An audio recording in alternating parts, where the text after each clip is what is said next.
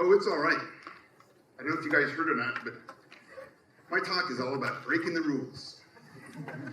And this is a perfect example of what I'm going to be talking about. So, by coming up here and making an egregious breach of public speaking etiquette, you guys are all really focused in on what it is that I'm about to do next. It's a perfect example of the power of bad design. So, what we're going to be talking about for the next 30, 40 minutes or so, how can we use bad design for our UX? We're also going to be talking a little bit about the ethics of good design and bad design and accessibility. So let's just jump right in. Everybody loves bad design. I'm not sure why it is. There are websites devoted to it. Things from these speed limit signs that you need a slide rule to understand. How about this button here? One of those means hot and the other means cold. Can anyone guess which is which? So actually it turns out the button on the top it's on a wire, and the one on the top is for fabrics that have chemicals, and the one on the bottom is for fabrics that have cotton in them. One of my favorites. Doesn't even need any explanation, right? How long does it take you to read this? Or how about a map where the water is green and the land is blue? So conceptual incompatibility there. Even one, this is sort of an accident waiting to happen, but how about a gear shift knob that looks like a volume control that's next to the volume control on the car? So, as you can tell, bad design is sort of a hobby, a passion of mine. But it's because of these bad designs that we have the UX rules and principles and guidelines that we follow. Right? It's actually interesting. I think one of the reasons that bad design is so interesting is because you look at it and you think to yourself, how did we get here? What decision-making process went through the designers and developers to where we could have a gear shift knob that looks like a volume control knob in a car?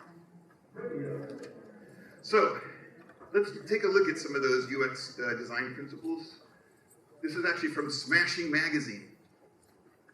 Usability is all about making things easier to use. Less thinking, less frustration. A website should do all the work and present visitors only with things they're looking for. Anybody can get behind that definition? A couple of people? All right. How about everybody's favorite, Steve Krug? Don't make me think. He's got 3 usability laws. Number 1, don't make me think. Number 2, it doesn't matter how many times I have to click as long as each choice is a mindless, unambiguous choice. And number 3, get rid of half the words on each page and then get rid of half of what's next. Everyone can kind of get behind this? Okay, so I think this is, for the most part, this works for most people who are UX practitioners. It'll get us a lot of the way there. But my story down this dark journey towards bad usability needs to be put in a little bit of context. So I'm going to back up a little bit. It's a good thing the first talk was about storytelling, because I'm going to tell you the story of how I arrived here. And I'm going to use the power of so to begin. So, one day I was walking to work to the train station on this very road, thinking about industrial design, as I'm sure you can all relate to, right? And I was thinking about one of these things. Okay, great, Bill. What is that? So that is actually called a rocker arm safety switch. So you probably would recognize it more if you saw it on one of these panels. It's for aviation. So let's say you're flying in your F-18 Hornet at 30,000 feet, and you want to launch a Sidewinder missile. You don't want to launch it by accident, or you don't want to bump it with your elbow or accidentally dump your fuel. So this rocker arm safety switch is a little cover to say, are you sure you want to do this? So it really started bothering me as I thought about this, because if you think about the task flow of launching a Sidewinder missile, for example, let's say you start at the circle and you want to get to the square. That little rocker arm safety switch is actually a step backwards. So, you think about the 3-click rule, the controversial 3-click rule. This is actually an extra step, but it's a necessary and beneficial part of the user task flow. So this thought really perplexed me, that we could have a user task flow, and we were introducing things into the task flow that were slowing down the user from preventing their task flow, impeding it. So maybe there's a barrier that you have to go through to get to the end of the task flow. Or let's say we want to stretch out the task flow and make it so it takes longer. So this became my quest to seek out these things that would sort of become bad usability, but good usability at the same time. So as I thought about it, so just to kind of, it occurred to me that there may be some sort of a family or taxonomy of sort of design philosophies like this. So follow with me if you will here, and this will kind of illuminate some of my thinking process. So let's say you have a design taxonomy, and there are 2 axes on it. One is the goal orientation, and the other is the user experience. So your goal orientation, you can either be going towards your goal, or you can be going away from your goal, like with the rocker arm safety switch. And the user experience can either be sort of helpful or unhelpful. So what I'm going to do is as I give my talk, I'm going to talk through each of these squares and give some examples of each of these, and really kind of focusing on, well, let me go through the squares first. So if you have user experience that's helpful, and they're going towards the goal, that's really what I call invisible design. And that's really what Steve Krug in Smashing Magazine was talking about. They want you to get from point A to point B without any hassle. They don't want you to stop and think. Few steps as possible. That's what I call invisible design. So those examples like the gear shift knob, what you're doing is it's unhelpful to the user experience, and you're going away from your goal. Your goal in the case of the gear shift knob being not crashing into a tree. But you could also have the case where you're going towards your goal, but it's unhelpful to the user. So I'm calling those dark patterns. And we all know what those are. I'm just going to talk a little bit about those. But those are where you're going towards your goal. It's not necessarily beneficial to the user, but it's beneficial to the stakeholders or the people that own the software. And then finally, if it's helpful, but it's taking away from your goal, I'm calling that white hat design. So the reason I call it white hat design, it goes back to the hacking world, right? You have white hat hackers, they're trying to discover vulnerabilities in your software, but they're doing it to help you. So this kind of seemed to make the most sense. If you guys can think of a better term for this, I'm open to suggestions. So let's just start with invisible design. So again, this is helpful, and you're heading towards your goal. I really like that baby bottle there because they put this cage around it, and it's really easy for kids to grab onto. And it's not something they have to think about. It's just sort of a natural part of the flow of using a baby bottle.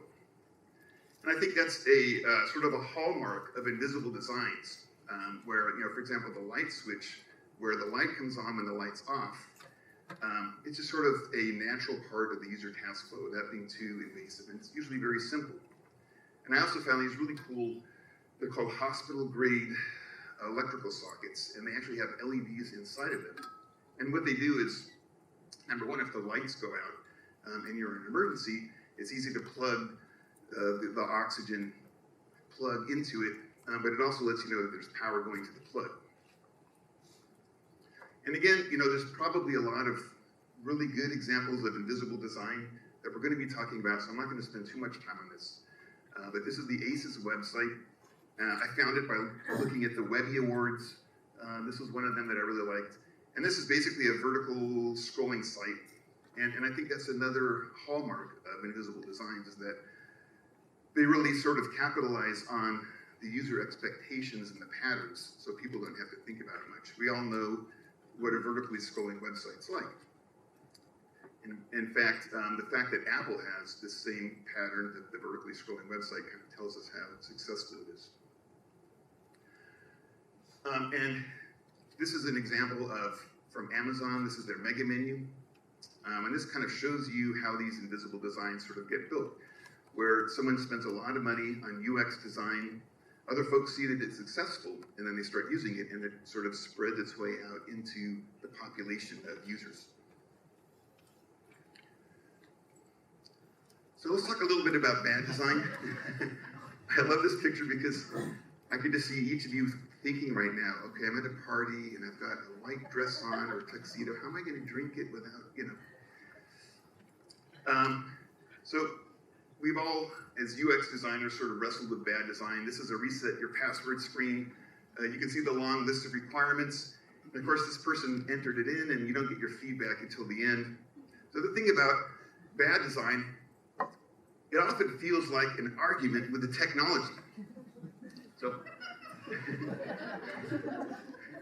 right?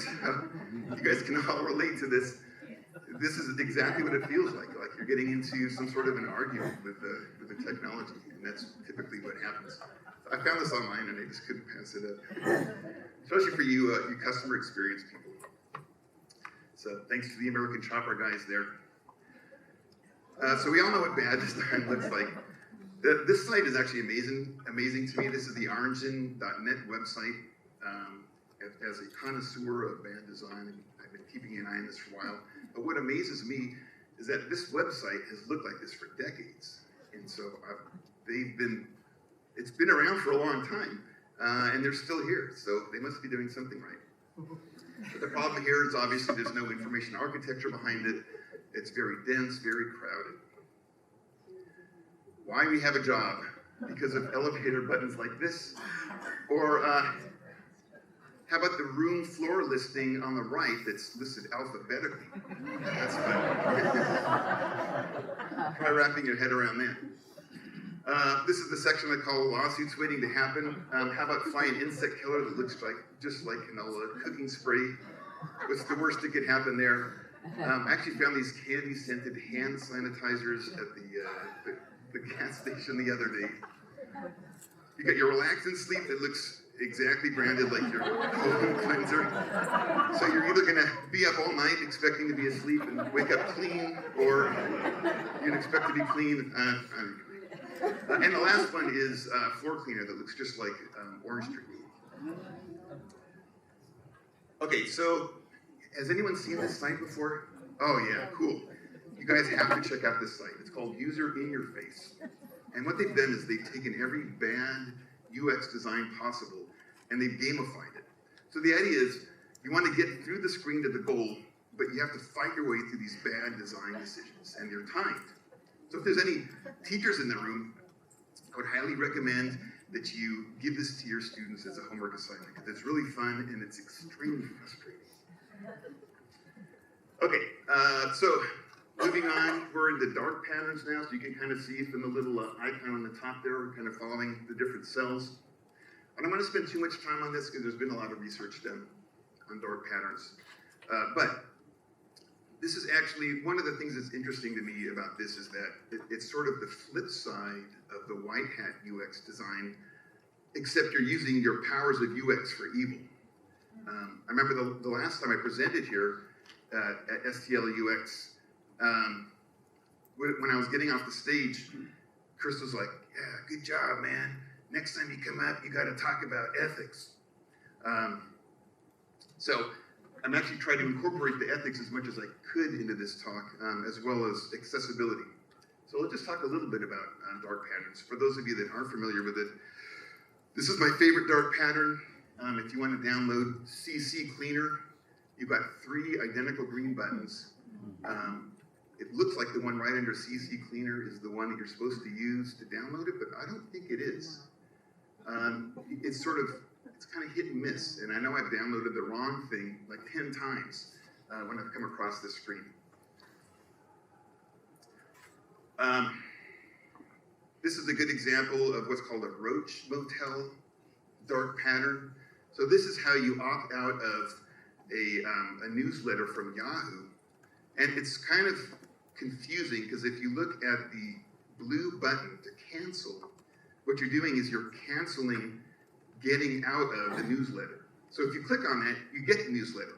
But if you actually want to cancel, you got to click on one of those light gray buttons beneath it. So it's a little bit tricky, and they make it hard as possible for you to unsubscribe.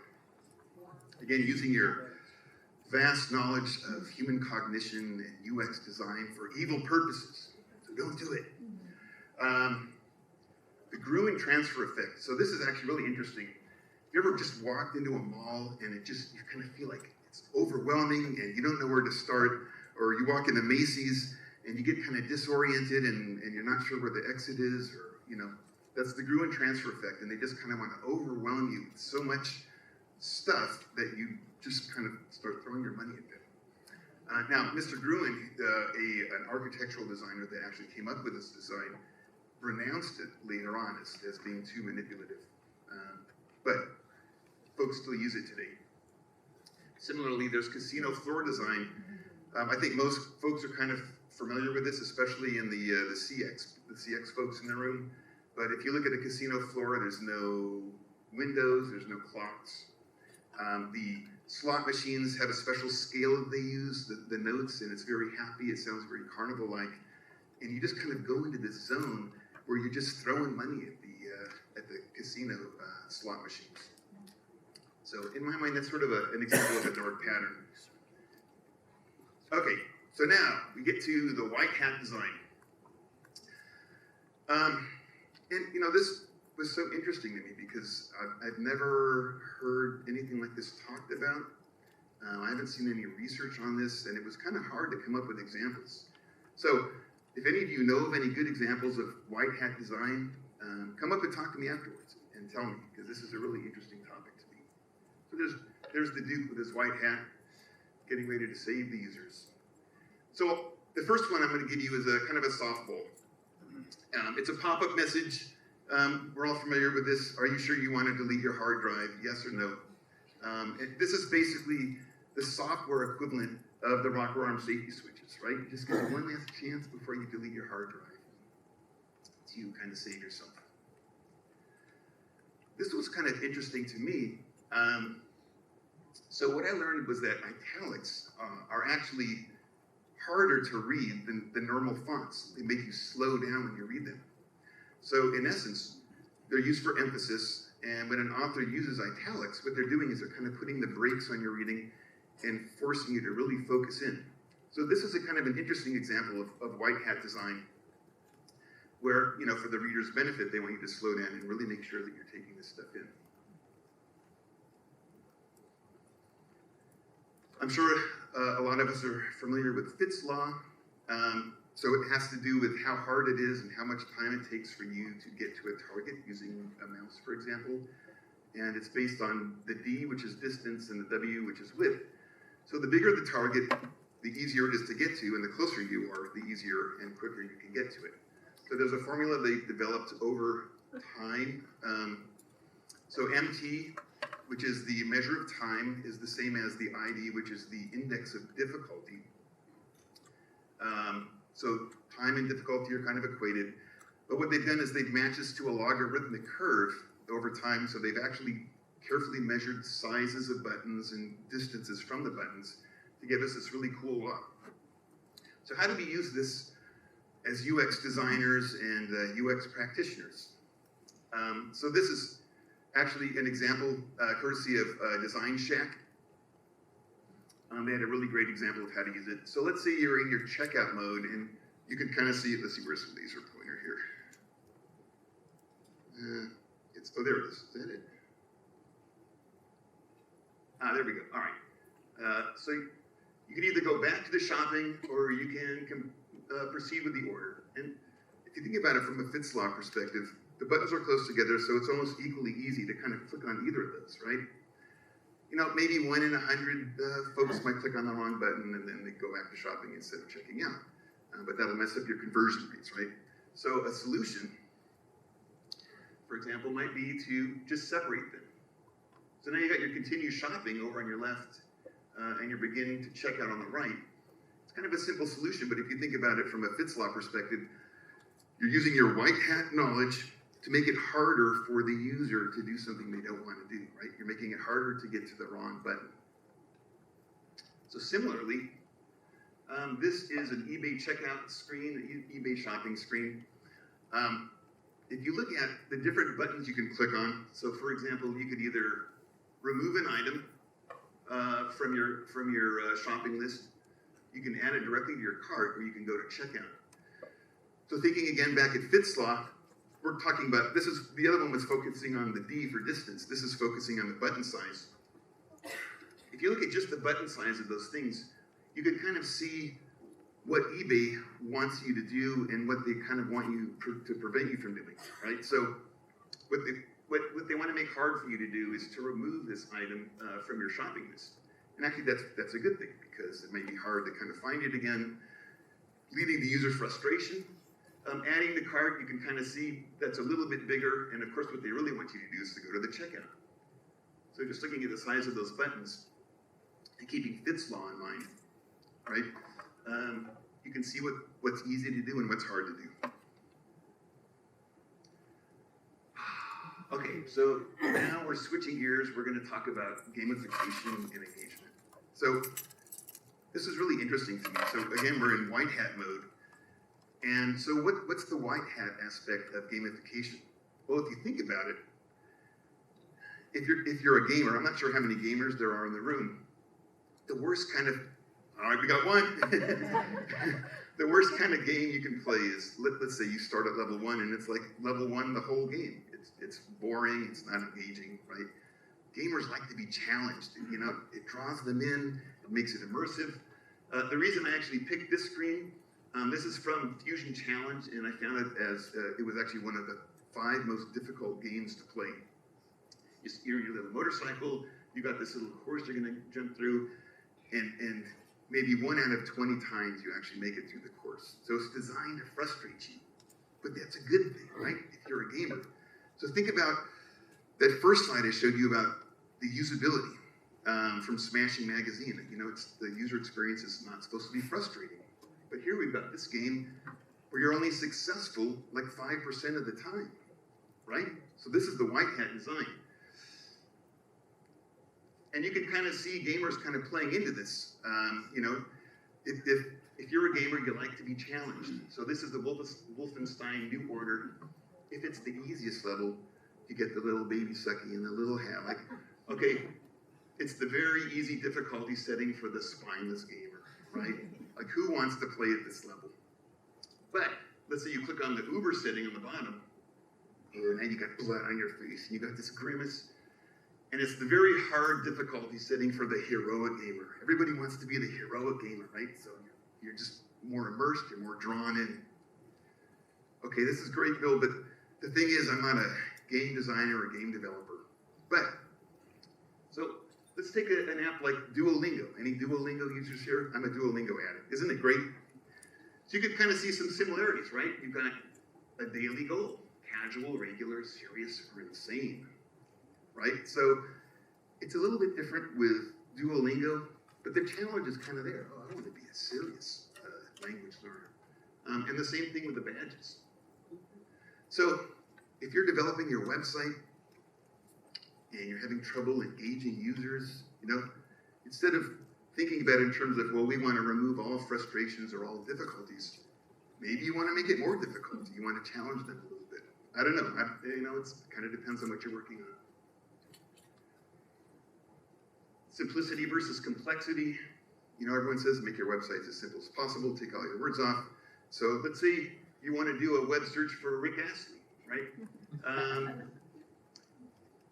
It's easy to do visual scanning with a search like this. But wait a second, Bill, when you showed us this other website, you said that was too complex.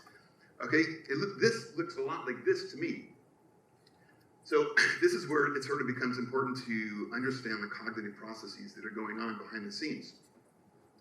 So in the case of searching for Rick, it's a completely visual search, and the visual system is very quick at assimilating details very quickly. So if you're looking for a particular picture of Rick, you can go through these almost instantaneously and reject most of them.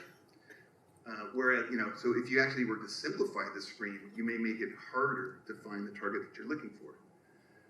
From a task perspective, we're not doing visual scanning here. This needs some information architecture, so you really are making it harder for your users to find things with a screen like this. Okay, so getting back to the more thinking, the less thinking, don't make me think. I would advocate for more thinking in some cases. So this is the USS Vincennes. I actually worked at Lockheed for a couple of years, and one of the things that I worked on was the task flow for the launch for a surface-to-air missile. So in 1988, so this story is actually kind of near and dear and close to my heart here, but in 1988 we were at war with Iran, and what happened was an airliner took off from an airport in Iran and flew directly towards the USS Vincennes. And what happened was the operators mistook that for an attack on the ship, and they ended up shooting down the airliner. So in the aftermath and in the investigation, what they discovered had happened was that the operators had fallen into what's called scenario fulfillment role. And what that means is basically, on a cruiser like this, you basically have seconds to react before your ship is in danger. So they train on these aircraft flying at you, and they say, okay, if this aircraft is flying at you at so many knots, it's an attack, you have so much time to do these steps, and they train on it, they train on it, they train on it. So when a harmless airliner started flying towards their ship, they just sort of kicked into this scenario mode and without even thinking about it. So this is a case where you do want more thinking. You want to stop and pause and make sure that you're doing the right thing. So having worked on that sort of task flow sequence, I know that they put different safeguards in place. They made sort of different shifts to the flow of command inside the CIC. But that's actually a really good example of where you do want to do more thinking. Okay. And again, this is going back to Chris's comment, and I know that there's sort of an emphasis on accessibility here. So I gave myself some extra credit to think about how can I incorporate accessibility into white hat UX design. It was really tough, but I came up with a couple of examples. And I'm also going to fold in Chris's ethics discussion into this too. So this is a picture from a skilled nursing center, and in these centers, a lot of the population, they can have dementia. And what they want to prevent people from doing is walking out those doors and wandering into the streets and getting lost, for example. It happens, and it's with not good consequences. So they've created this thing called exit diversion, and basically what they did was they painted the doors to look like a bookshelf. It's actually a very realistic bookshelf. And same thing with the picture on the right. And it actually works really well. So typically what will happen is in one of these units is a dementia patient may kind of congregate near the door. Not because they're trying to escape, but it's just something that they tend to do. And somebody could open the door and they could slip out. And this actually prevents that from happening. So this is so it's an accessibility thing. You're actually using white hat. You got to follow my argument here. Okay, so we're talking about white hat UX design, accessibility. So what we're doing is we're using sort of a negative part of the task flow to keep these patients from exiting. The ethical part of it has to do with the ethics of intentionally confusing your patients. I'm not going to kind of get on one side or the other of this. But there are a lot of skilled nursing units that won't use this type of exit diversion because it can be seen as confusing to the patients. So another accessibility / ethics design, this is called a Jerry chair. So basically the manufacturer will tell you that this chair is used to keep patients who can't sit up from falling over and falling out of their chairs. And it does a really good job at it. So if a normal, healthy adult were to sit in this chair, they would probably need assistance to get out of it when it's folded back, like the picture on the left. If they take that little tray, like as in the green chair, and they lock you in place, I can promise you that if you're Arnold Schwarzenegger, you're not getting out of that chair. So what you're doing is you're using your knowledge of ergonomics and UX skill to sort of immobilize your patients. And so that's kind of the ethics part of this, right? So that, again, there's sort of an ethics issues. A lot of skilled nursing units won't use these chairs because it's actually, they'll keep you so locked in, it's seen as a form of restraint, right? And the units that do use them tend to like them because you can take your patients and put them in these chairs and they'll just sit and watch TV for forever without, without bothering you. So again, this is using your white hat design for accessibility issues, and they have ethics questions attached to them. So this is, I would consider this a controversial chair. There's still a lot of talk going on about these chairs. All right. This is kind of an interesting section. So this section talks about adding negative features to your design that don't necessarily help the user or hurt the user or help the design, but they make the customers happy. So let me follow with me here. So it's not necessarily white hat design where you're benefiting the end user, but you're not hurting him. So here's an example. Let's take the CVT transmission. This is a great invention, a continuously variable transmission. And so instead of having 4 gears where you shift like this, you almost have like a series of 2 continuous gears. And there's a computer program that will pick the perfect ratio for your gas mileage and your acceleration. The only problem is, you know, gearheads, when they get in the car and they start it up, they like to hear the gear wah, wah, right? So there's none of that with the CVT transmission. So there's sort of this tactile user element that's missing. So this is actually from a Mazda. And what the engineers at Mazda had to do is to add in these little breakpoints into the CVT transmission to give the gearheads that visceral gear shifting thing. So what you essentially then is taking a really great piece of engineering and sort of downgraded it back to an older version. So let's talk a little bit about the A&W third-pound burger. A&W introduced a third-pound burger to their customers. They put it out in the market, and it didn't do that well. They're like, what's going on? It's 1/3 of a pound. It's like bigger than a 1/4 pounder.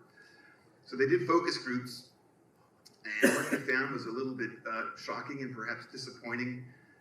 So this is a quote from the leader of the focus group. They questioned the price of the burger.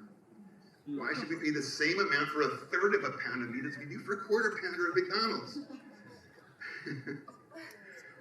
After all, 3 is less than 4, right? So we can't do the maths. The maths are too hard. So McDonald's tried this later on too, and it didn't work for them either. Okay, comfort noise. There's the scorpions having a good time there. Probably not comfort noise. The comfort noise has to do with, in telephones, the technology is there for you to have a perfectly silent line when you pick up your phone.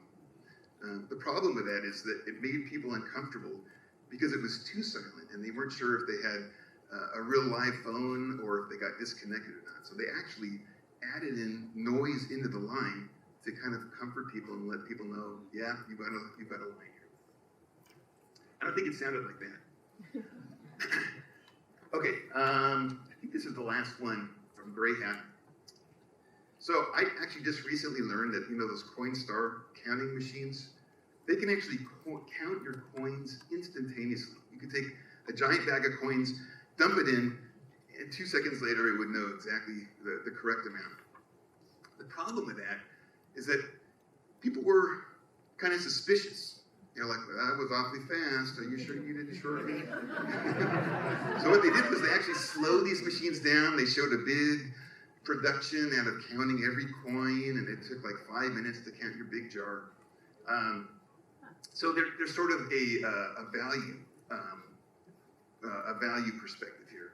And I've heard of other programs too where you've got a computer program and people type in a query and it came back too quick, so they would actually slow it down so that the user thought that they were really, really thinking. The computers were just, straining to come up with this really difficult answer, when in fact it could just come back instantaneously. All right, so I'm in the home stretch here, riding off into the sunset. In conclusion, number one, don't throw the baby out with the bathwater. The thing about not thinking and the invisible design is really important. You want to make sure you're not frustrating your users, you're not adding in too many clicks, that they have a positive experience. But that being the case, so when should you use it? So this should kick in, for example, with automation complacency. You see this with airliners. Folks the pilots are in autopilot and they get too complacent, they forget how to fly the plane. You may need to shake them up a little bit. Learn carelessness when folks are making mistakes. You may need to slow them down, throw up some roadblocks. Likewise, if your users are going too fast for some reason, or they're doing something unsafe. And then finally, what we just talked about, if your users are ignoring you and you need to get their attention, but also if you feel the need to increase the perceived value. So in conclusion, is it really bad design? It's not really bad design. It's actually good design. But when you think about these rules, folks come out and say, like Steve Krug, don't ever make me think every click has to be some unambiguous choice. I would challenge you to challenge that and really think about the context of the design environment and the context of that your users are using the software. So, thank you very much. Appreciate your time. All right, man, that was a good talk, Bill. Next time, do that beanstalk. All right, we've got about 12 minutes if anybody needs to take a break before the next speaker, but stick around for Q&A. Anybody? Nothing? All right, enjoy your bagels. All right, thank you. Thank you.